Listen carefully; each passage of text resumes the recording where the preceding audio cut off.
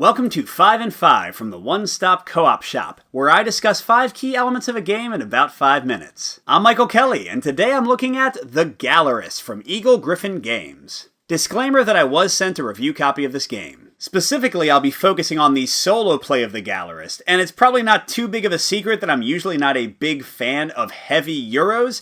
How did I enjoy my first foray into Lacerda designs? Let's find out and get to the list.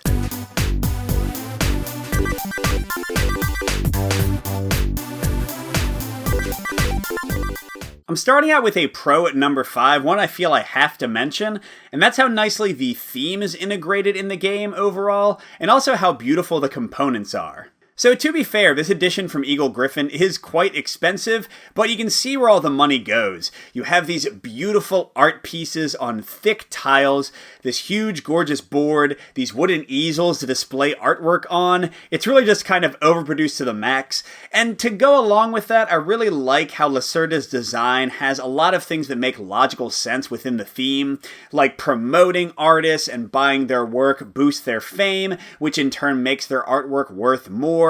All of the actions have some kind of theme to them, and while there are little extra things that don't really make much sense except in a gamified way, I still appreciate the effort to keep everything cohesive and logical in a way. But I'm switching to a full-on con for number 4, something specific to the solo play, and that's how your success is ranked in the solo. In the game, you basically have 3 levels of success to shoot for, and unlike a lot of solo games, it's not just a money value or a victory point value, but they have this really specific list of check marks you have to tick off. And even though this ends up as a con for me, I will give the victory conditions credit in that the easiest ones kind of act almost as a tutorial for the game because they help you focus on different things, and in that they do feel like a puzzle which might be fun to solve. But my big problem with the solo victory conditions is that they feel like too much of a puzzle, and they kind of shackle what you can do instead of letting you spread your wings and go in whatever weird direction you want to get your money and victory points. And because they kind of feel like a puzzle, once you've solved all 3 of them, gotten victory in them,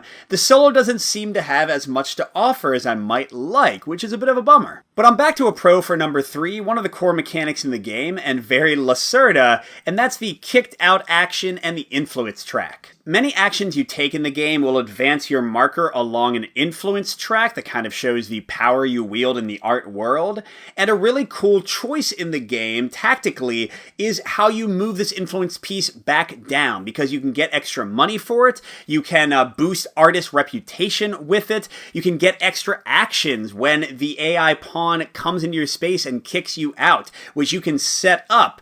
And I really love how there's these marked spaces on the influence track, and if you're smart, you can get just past the spot you want to gain a bonus, like right past the star before the AI kicks you out. So it has a lot of cool tactical implications that, if you want to get your brain into it, can be really rewarding. But I'm down to a mix for my number 2, and it's again something focused purely on solo, and that's how the solo AI pawn works. On the positive side, the solo AI is incredibly quick and simple. You just move this pawn around, you leave one of their little pieces behind as they move, and that's pretty much it, except for them putting a few pawns on the international market to compete with you. And honestly, for a pretty complicated Euro like the Gallerist, I respect this choice, because if you had to run through all these subroutines for the AI while also planning and executing your own turns, it could be a chore. But on the negative side, at least for me, and I tend to be an Automa fan, I do feel like I'm missing a ton of the interactions and intersections between me and the AI,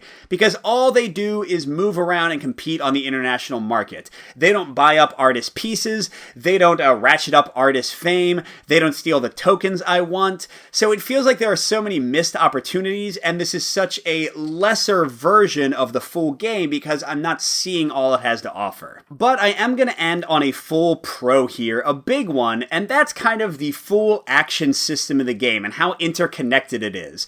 And this is my first Lacerda game, and I know this is kind of his shtick, but I really love it here.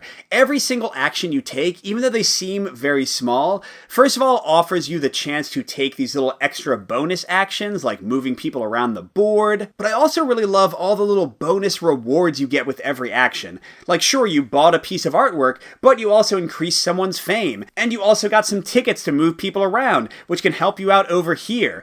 So it gives you this great kind of map and mesh of a web of intersecting strategies and bonuses, and it could break your brain if you think too hard about it, but it's also really fun, because the actions themselves are super simple, but the implications of them are wide-reaching. So overall, I think The Gallerist is a beautiful game, both physically and strategically. I love the simple actions with complicated consequences. I love the influence track and the little decisions you have to make there, and kind of the whole physical presence of the game. But the big caution I have for The Gallerist, if you're thinking of buying it, is that solo is not the best way to play. It leaves a lot of the cool elements out of the game, and I personally find the victory conditions very underwhelming, so I think it has a bit of a limited shelf life if that's the only way you'll play. But if you think you might sprinkle in some multiplayer games, even two-player along with solo, I think The Gallerist is a great design. Yes, it's fairly complicated, so be ready for that, but it's also got beautiful things to uncover and explore. And hey, if you want to see a full solo playthrough in action, click the link that just popped up. Good gaming, and I'll see you at the next stop.